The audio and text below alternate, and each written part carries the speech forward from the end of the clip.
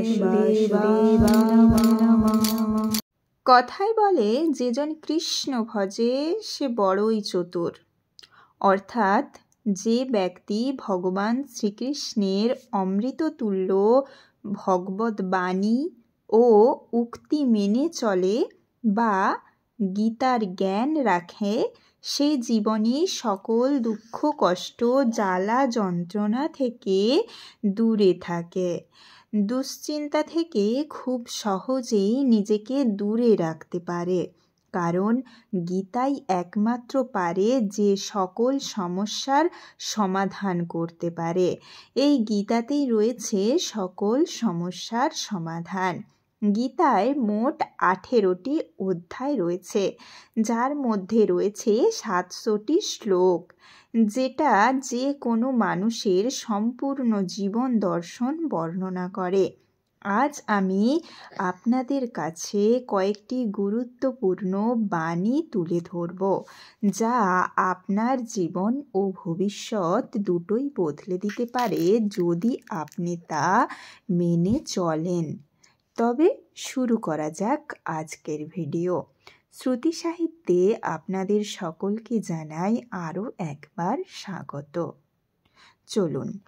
কৃষ্ণ অর্জুনকে বলল, জীবন না ভবিষ্যতে আছে আর না অতীতে, জীবন কেবল এই মুহূর্তেই আছে। অর্থাৎ জীবনের এই বর্তমান সময়কেই অনুভব করুন, তাকেই জীবন বলে। যারা শুধুমাত্র ভবিষ্যতে বা অতীত জীবনের অনুসন্ধান করে, তারা কখনোই বেঁচে থাকার সুখ পায় না।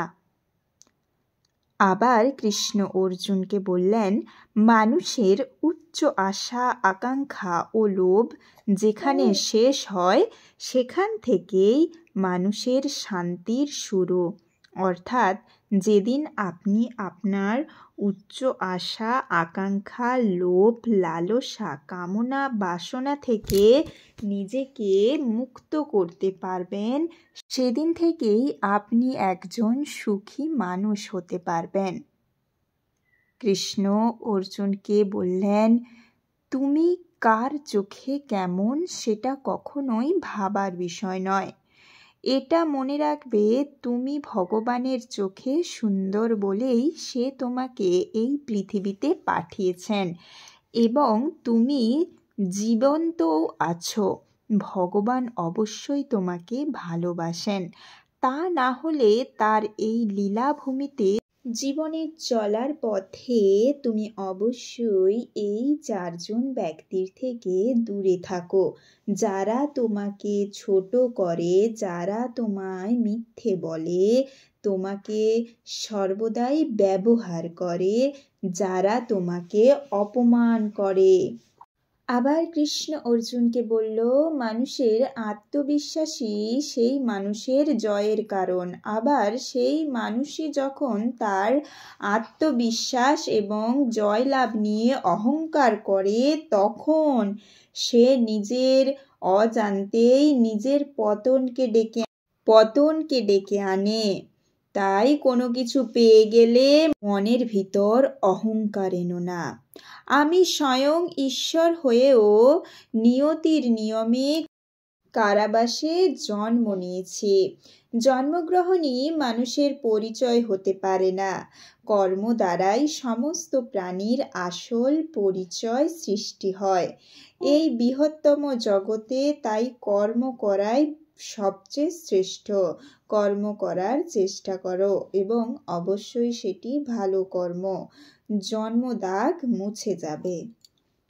জীবনে কখনো নিজের গুণের অহংকার করো না, কারণ পাথর যখন জলে পড়ে তার নিজের ওজনের গুণেই সে ডুবে যায়। যে অপরের খাবার কেড়ে খায় তার কোনোদিনও পেট ভরে না, কিন্তু যে 5 জনকে দিয়ে খায় সে কখনোই অভুক্ত থাকে না। তার কারণ সে 5 জনকেই তার কষ্টে সমান ভাগ দিয়ে দেয়। জীবনে এমন কিছু বন্ধু বানাও যেন তারা আয়না এবং ছায়ার মতো হয়। আয়না কখনোই মিথ্যে বলে না, ছায়া কখনো ছেড়ে যায় না। কৃষ্ণ আবার বললেন, শোনো সখা, কখনো তোমাকে তোমার কর্মের কাণ্ডের ফলাফলের কারণ মনে করো না, এবং কখনোই তোমার দায়িত্ব পালন না করার প্রতি আসক্তি হবে না। যথাযথ কর্ম করে যাও, দায়িত্ব পালন করে যাও, ফল তুমি ঈশ্বরের হাতেই ছেড়ে দাও। বলল সখা, স্বর্গের সব কিছু আছে কিন্তু মৃত্যু নেই, গীতায় সব কিছু আছে কিন্তু মিথ্যে নেই, পৃথিবীতে সব কিছু আছে কিন্তু সন্তুষ্টি নেই, মানুষের মাঝে সব কিছুই আছে কিন্তু ধৈর্য নেই, না সুখ কিনতে পাওয়া যায় না দুঃখ বিক্রি করা যায়, তবুও মানুষ রোজগার করে, কারণ তার কর্ম ফলানোর জন্য। তিনি আরো বললেন, জীবনে অতি সৎ হতে নেই। মনে রেখো, বাগানের সবচেয়ে সোজা গাছটিকে আগে কাটা হয় সবার প্রথমে বেড়ে যাওয়ার জন্য। ঠিক তেমনি অতি সৎ ব্যক্তিরা সবার আগে বিপদে পড়ে যায়। তাই অবশ্যই চতুরতার ধর্ম একটির অংশ তোমাকে হতে হবে, কারণ চতুর না হলে কৃষ্ণকে পাওয়া যায় না। তিনি আরো বললেন, পুরনো রীতি রেওয়াজ মানুষকে কখনোই সঠিক পথে চালনা করে না। যুগের সাথে যেই মানুষ নিজেকে পরিবর্তন করতে পারে না, তার বিনাশ নিশ্চিত।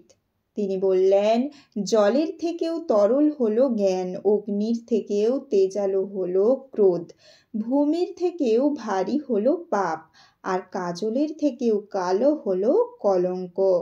শোনো অর্জুন, মানুষের দুটি হাত, দুটি পা, দুটি চোখ আছে, জীব কিন্তু একটাই, জিবা একটি, কিন্তু এই জিবা থেকে বার হওয়া একটি শব্দ তোমার জ্ঞানের পরিচয় দেবে। তাই অনুচিত কথা নরক বলা যাবে না, তবে নরকেও যেতে পারো। তাই কথা বলার আগে অবশ্যই সংযত হয়ে কথা বলো। শোনো সখা, কঠিন সময় আসবে আবার চলে যাবে, তবে তাদের দ্বারা প্রভাবিত হবে না, বরং সহ্য করতে শিখতে হবে। এই পৃথিবীতে কোনো কিছুই চিরস্থায়ী নয়। প্রিয় সখা, মিথ্যে দিয়ে কিছুদিন পর্যন্ত সফল হওয়া যায়, কিন্তু সত্যই চিরদিন। কষ্ট হলেও সফলতা ধীরে ধীরে পাওয়া যায়, তবে সত্য চিরন্তন। তুমি তাকে কখনোই খোঁজো না যে পৃথিবীতে সব থেকে সুন্দর, বরং তাকেই খোঁজো যার জন্য তোমাকে এই পৃথিবীতে সুন্দরভাবে সাজিয়েছে, যে তোমার জন্য এই পৃথিবীটা সাজিয়েছে। তিনি বললেন, মানুষের শরীরের সব থেকে সুন্দর গুণ চরিত্র, সেটাই যদি না থাকে, সেটাই যদি নোংরা হয়, তাহলে মন তথা চিন্তা ভাবনা সুন্দর কিভাবে হবে? চরিত্র ঠিক থাকলে চিন্তা ভাবনা সঠিক হবে।